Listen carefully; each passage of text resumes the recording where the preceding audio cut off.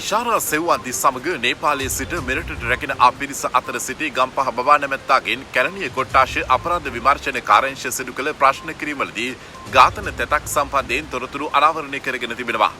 සැකකරු පවසා ඇත්තේ කෙරවලපිටිය අධිවේගී පිවිසුම අසල කණුවක තිබී සොයාගත් T56 වර්ගයේ ජීව උණ්ඩ 50ක පමණ ප්‍රමාණය ගම්පහ ඔස්මන් ඝාතනය කිරීමට කෙහෙල්පද්දර පත්මේ සූදානම්ව සිටි කාලයේදී Tamanට ලබා දුන් ඒවා බවයි.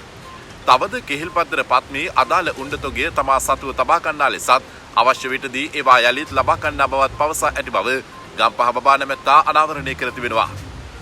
එමෙන්ම ගම්පහ බබා නැමැත්තා මෙරට රැඳී සිටි සමයේදී සුකෝපභෝගී නිවාසවල රැඳී සිට ඇති බවට තොරතුරු අනාවරණය වී ඇති අතර ඒවා රුපියල් ලක්ෂ ඉක්ම වූ මාසික කුලී පදනම මත රැඳී සිටි ඒවා බවද එහිදී හෙළි වී තිබෙනවා.